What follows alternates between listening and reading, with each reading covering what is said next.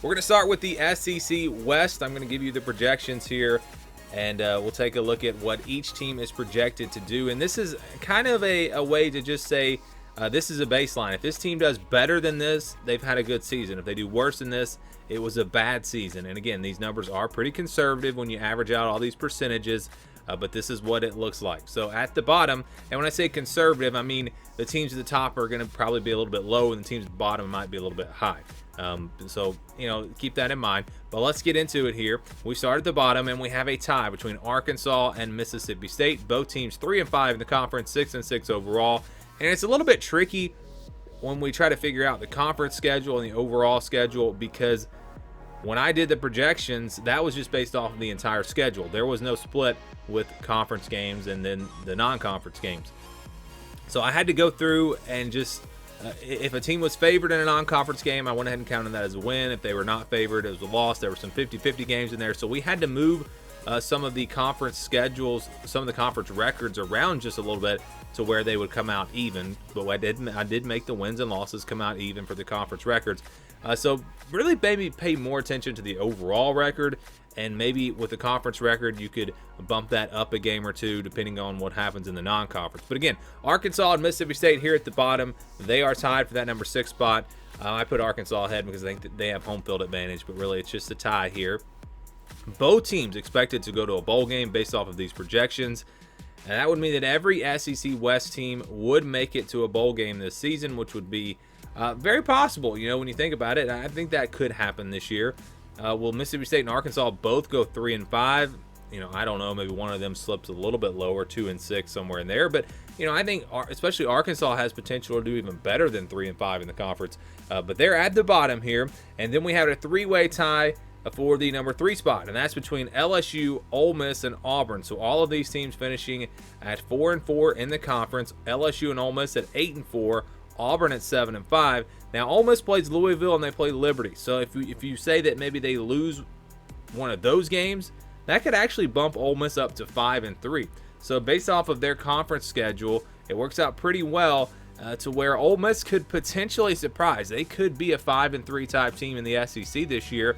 Now, I'll go ahead and tell you right now, I'm not going to pick LSU to go 4-4. I think they're better than that.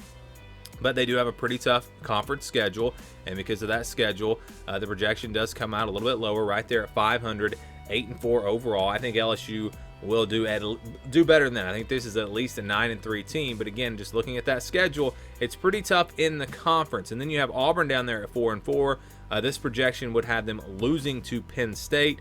If you turn that around and say that they would beat Penn State and go 7-5, then they would be just 3-5 in the SEC. And of course, we know they play a tough SEC schedule every year as well, playing Georgia, LSU playing Florida, Auburn playing Georgia.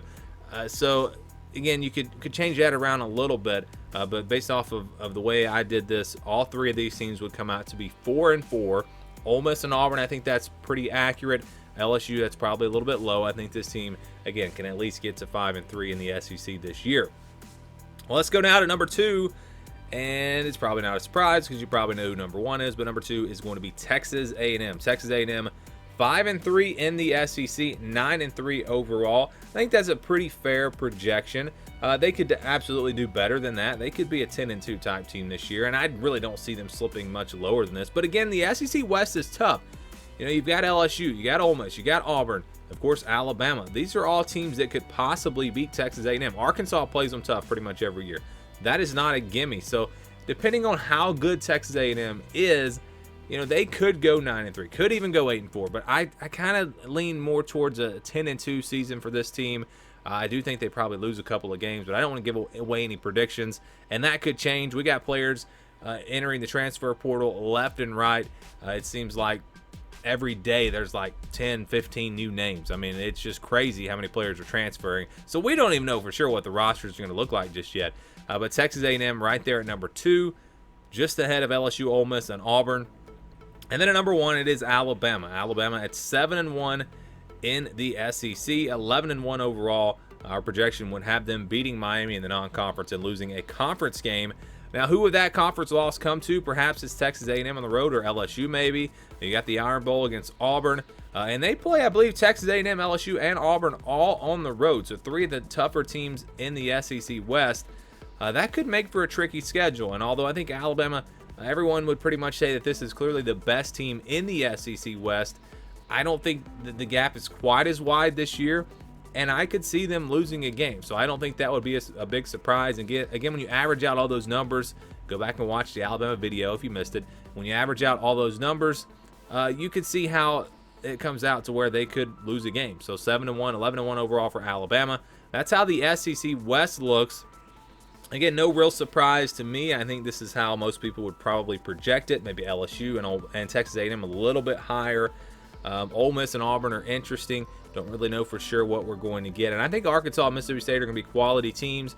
I think they're maybe a little bit behind, especially Mississippi State. Maybe not Arkansas. Arkansas, I think, could surprise this year. But overall, again, I think this is a pretty good projection. Will my predictions look just like this? I'll go ahead and tell you right now, probably not. There will be at least 1 or 2 changes once we go through and do our predictions. But simply looking at the projections based off the schedule for each team, Alabama, once again, projected to win the SEC West.